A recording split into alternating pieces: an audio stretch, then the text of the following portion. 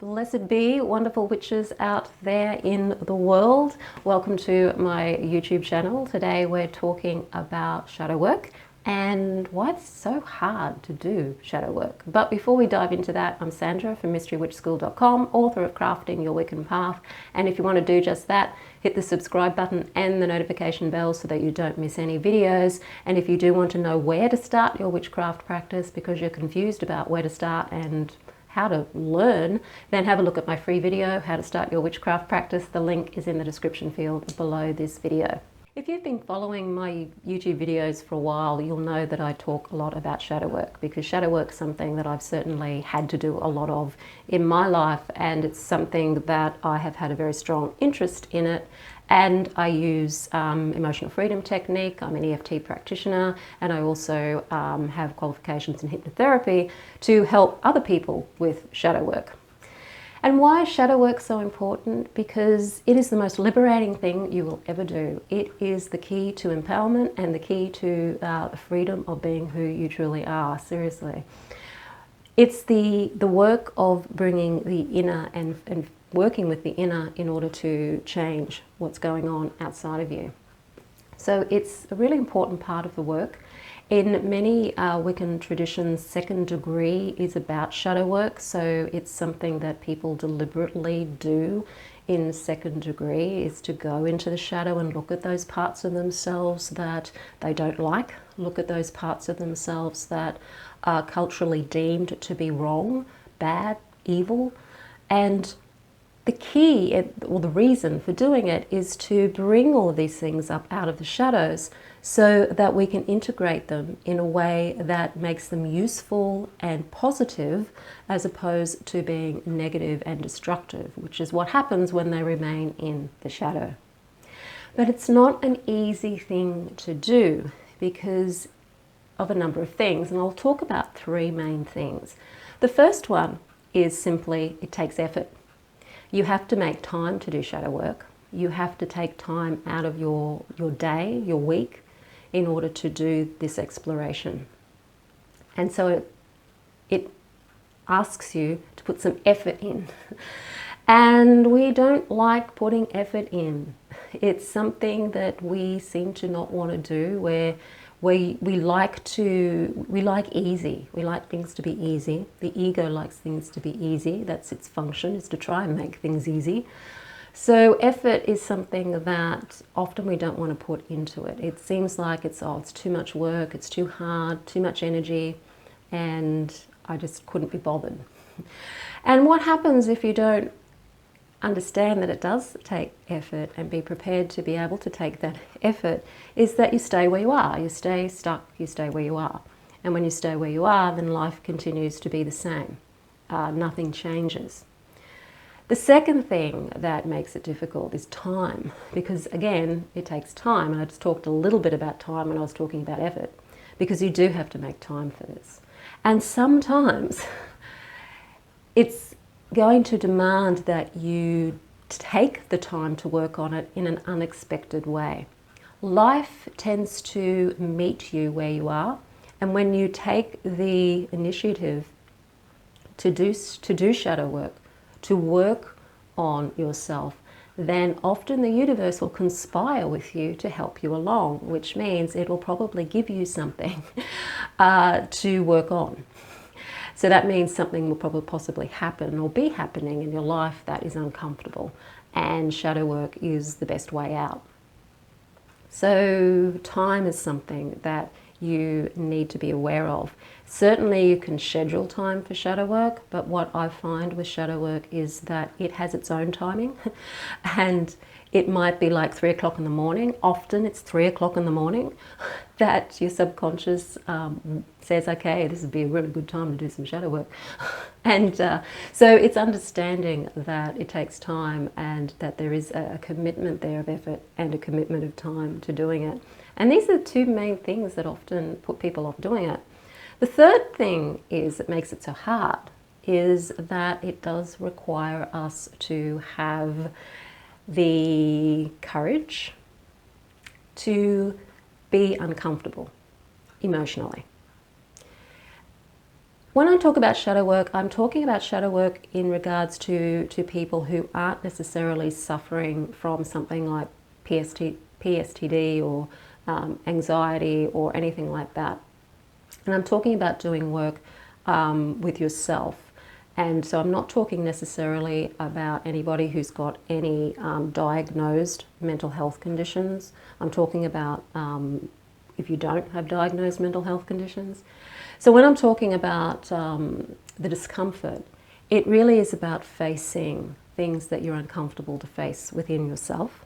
And this means beliefs that you have. This means the way you see the world may not be the right way. It may not be the reality. Our beliefs create our feelings, which create our behavior, which then creates the results, and then that affects our perceptions. So how we perceive the world isn't necessarily how the world is. And it's all to do with what we believe, and our beliefs were picked up in our childhood. So there are going to be things that you need to work on that are going to be uncomfortable when it comes to shadow work.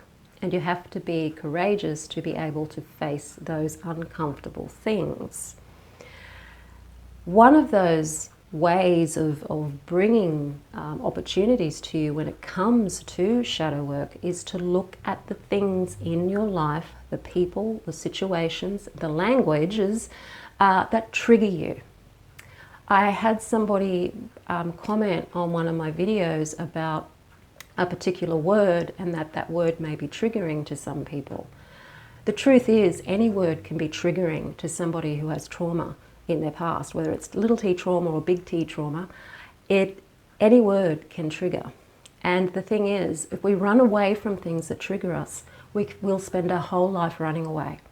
We cannot be empowered witches, we cannot be empowered magicians, we cannot be empowered human beings if we wrap ourselves up in cotton wool to protect ourselves from being triggered by words or people or situations. It's not the road to power. Power isn't about running away. Power isn't about oppression or trying to suppress something or censor something. It is about not being affected by these things. And that's why shadow work can be so hard, because it means we have to do the work to go into the discomfort in order for those things to no longer trigger us.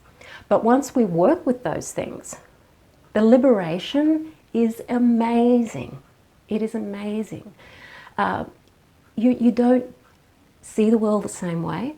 Your outlook on the world is far more connected, far more positive in many ways, and it's also, you don't get triggered so much. You're not going to feel the need to be wrapped up in cotton wool. You won't feel the need to go into the victim, because you know that being the victim and being in that mentality is where you've been programmed to be. And if you want to be an empowered person, you can't be the victim, psychologically speaking. You have to step in to your warrior. You have to step into your power. A lot of books have been written in the past regarding the magical path being the path of the warrior. And this is in various different cultures as well. Shamans are often seen as warriors, spiritual warriors, because you have to be that warrior, the person who is willing to face the stuff you don't want to face, whether that's in the spirit world or whether that's in your life, in order to be able to walk this path. Because the magical path is not going to wrap you up in cotton wool. The magical path isn't going to censor anything. The magical path is the real thing, and there is no censorship, there is no wrapping up in cotton wool, there are no safe spaces. It is about what you can create and you being aware of how you have to learn to be able to deal with these forces in a way that an empowered warrior would deal with them, not somebody who wants to cower and hide from them. And this is true of the magical path, the mystical path. It is not a path for people who live in fear and don't want to move through that fear, because it's too confrontational. So that's what makes it so hard. The shadow work makes it hard, but when you can push through the shadow work, it makes you a stronger, more fearless, courageous person who's less triggered. And when it comes to the magical work, and you're maybe being faced with various different things around you that are happening from the spirit world or in the astral that may be challenging, then you're able to face those as well, because you're not afraid of them either. And they can't trigger you either. And so that's the empowerment. The witch is the way of the warrior. The sorcerer, the magician is the way of a warrior. It's a spiritual warrior. So don't be afraid of putting in the effort, putting in the time and the discomfort of shadow work, because it's so well worth the effort. And if you do have any mental illnesses or any emotional illnesses like post-traumatic stress disorder or anxiety disorders, do work with a professional if you are looking at doing this sort of stuff. When I'm talking about triggering, I'm not talking about you going and deliberately triggering yourself if you do have something like PTSD, because that's just too full on. You would need to work with somebody. But if you're just somebody who's wanting to deal with some things from your childhood or beliefs and things that you know are holding you back from stepping into who you really are and doing the things you want to do in your life, and you know you've got some fears and things in there that are stopping you, then doing the shadow work, either on your own or in a group or one-on-one with somebody, is well worth the effort. So if you do want to work one-on-one with me with your shadow work, I'm currently working with shadow work and combining it with the chakras, because they are very connected. And I'm offering a free clarity session just to help you get clear about what work you where you should be focusing your shadow work to start off. And then if you want to work with me, then we'll talk about working one-on-one together. So if you're interested in having a free 30-minute consultation with me, the link is in the description field below this video, where you can email me and let me know what your concerns are, and then I'll let you know where to go from there. If you like the video, hit the like button, share it with your friends. Don't forget to subscribe. I'm Sandra from MysteryWitchSchool.com. Blessed be.